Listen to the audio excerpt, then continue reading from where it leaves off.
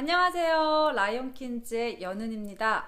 중산층 이상 기득권 엘리트 여성들에게나 유리하게 설계된 이데올로기, 그것이 바로 페미니즘입니다. 자, 오늘 소개하고자 하는 페미의 선두주자, 요즘 미디어에 위풍당당 노출이 많이 되는 분들로 골라보았습니다.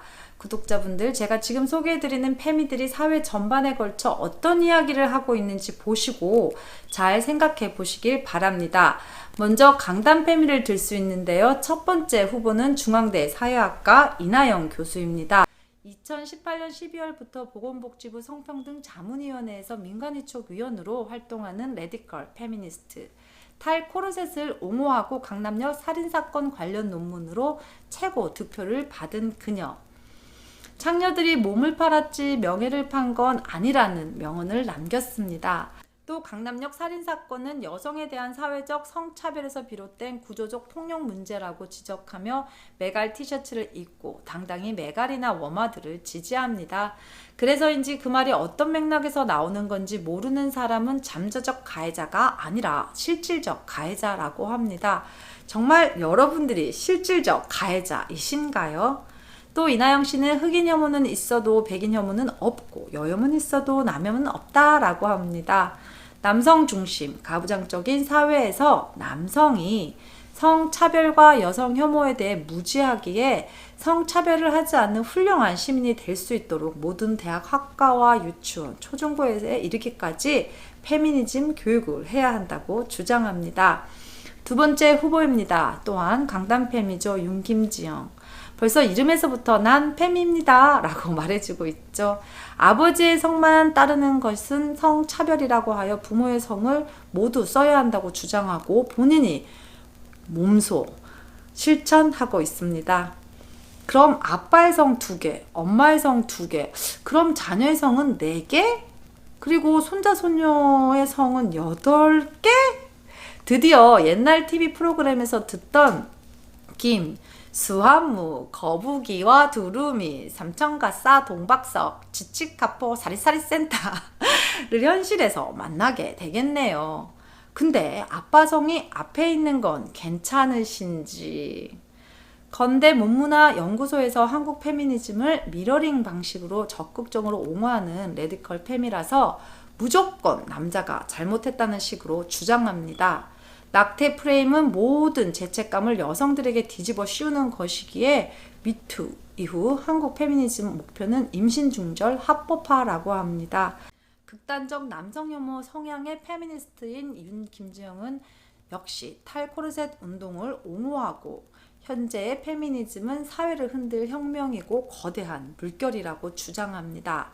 세 번째 강단페미 후보입니다. 이현재 서울시립대학교 인문학 교수입니다. 아동관광을 옹호하고 그리고 워마드 성체훼손 사건을 옹호하는 후보입니다. 모 프로에 나와서 로리타 컴플렉스는 범죄, 쇼탈로 컴플렉스는 존중받아야 할 취향이라고 주장합니다. 쉽게 말해 성인 남성이 어린 소녀에게 성적 욕구를 느끼는 것은 범죄이고 성인 여성이 어린 남성에게 성적 욕구를 느끼는 것은 범죄가 아니라 존중받아야 한다고 합니다.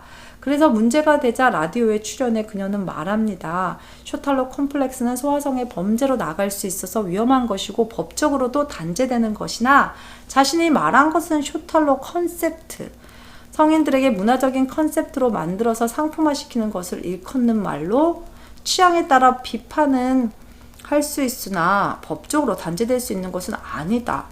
아니 이게 무슨 말인지. 암튼 그녀는 역시 탈코르셋과 여성의 성 자기결정권을 주장합니다. 그리고 남녀 불균형 사회에서 동일선상에서 볼 수 없는 것, 즉 기울어진 운동장을 주장합니다. 다음 후보를 보시죠. 정치페미입니다. 기호 4번 정춘숙.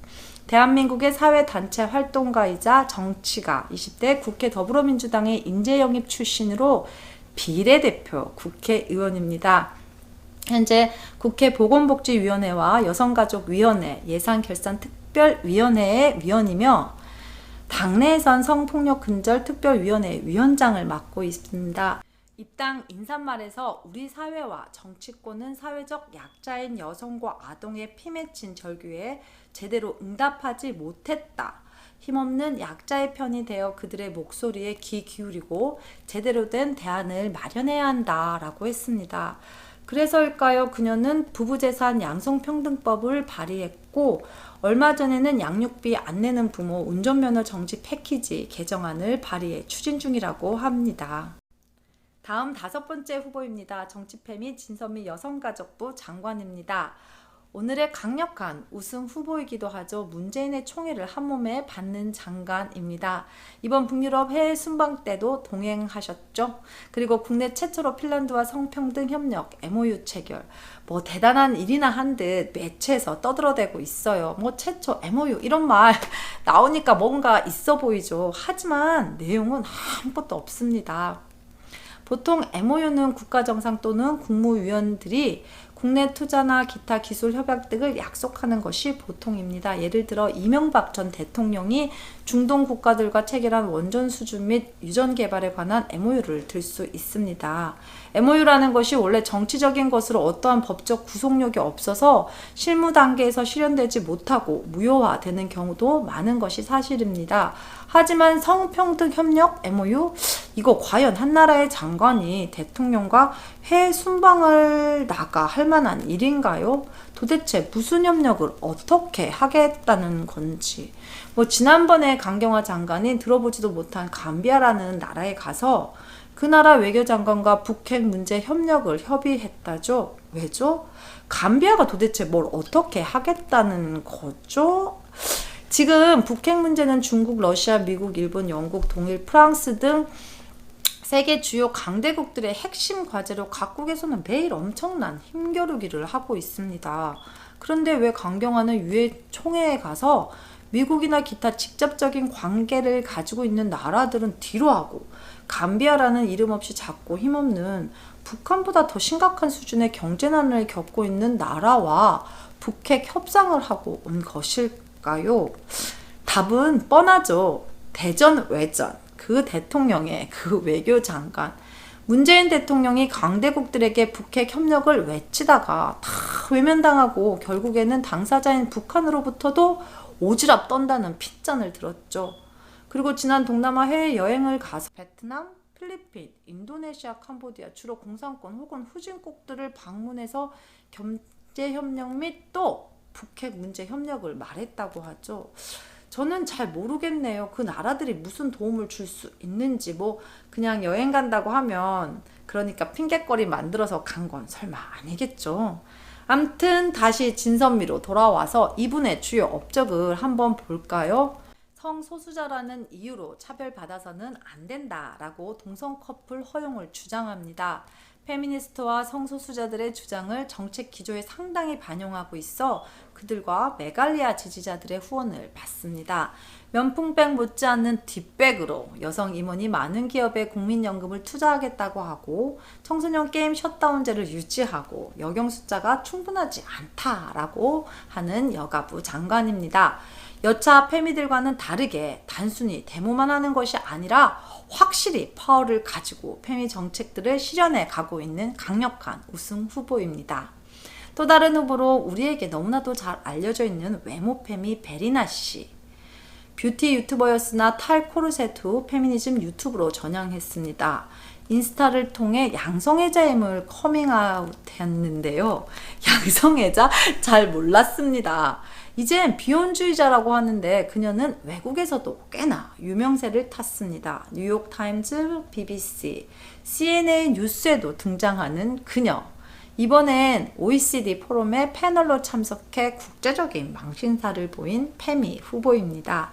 다음은 어마어마한 후보입니다. 페미의 새로운 장을 연 해외여행 및 영화 페미. 우리의 퍼스트 레이디 김정숙 여사입니다. 며칠 전 북유럽 여행을 가서 한국을 디스했다고 하죠. 자국을 디스하는 보기 드문 영부인입니다. 그럼 구체적인 사례를 한번 볼까요? 김정숙 여사께서는 작년 마리논 해병대의 헬기 사고 연결식에 청와대에서 직원들과 허스토리라는 페미 영화를 관람했다고 합니다. 그리고 이번 북유럽 여행 가서 좋은 구경하고 맛있는 거 드시고 갑자기 한국을 디스하셨습니다. 한국에서 남성 육아휴직을 하면 출세를 포기한 남자다. 이게 도대체 무슨 말이죠? 물론 어느 정도 일리가 있다고는 볼 수 있지만 일국의 대통령 영부인이 공식 자리에서 이 같은 발언을 하는 게 과연 옳은 일일까요?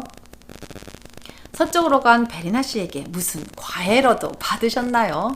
만약에 어떤 남성 주무장관이 한국의 워마드 같은 급진 패미들이 남성 혐오를 조장하고 있다라는 발언을 한다면 과연 여성들은 어떤 생각이 들까요? 이제 좀 와닿으시나요? 2년 동안 20번 해외여행을 다닌 건 뭐 그렇다 쳐도 그냥 가만히 관광이나 하시지 왜 굳이 쓸데없는 소리를 하셔서 국격을 깎아 내리시려 하시는지 모르겠네요. 제 개인적인 생각으로 이 해외여행 및 영화 페미는 문재인 대통령과도 비슷한 성향인 것 같습니다. 여러분 사랑해요. 우리 주위에도 이런 분 많죠. 놀 거 놀고 먹을 거 다 먹고 힘든 거는 싫고 유리천장 운운하면서 영화관에 가지도 않고 영원 보내기나 뭐니 하면서 여자가 하는 건 뭐든지 옳다고 옹호하는 사람들, 참 뭐라 드릴 말씀이 없네요.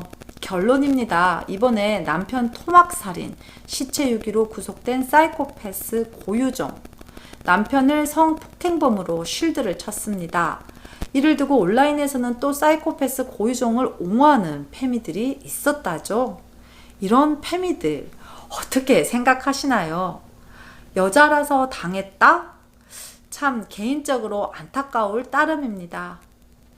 페미 여성 여러분, 그리고 페미를 지지하는 남성 여러분, 부디 상식이 통하는 나라가 되기를 소망합니다. 끝까지 시청해 주셔서 감사합니다.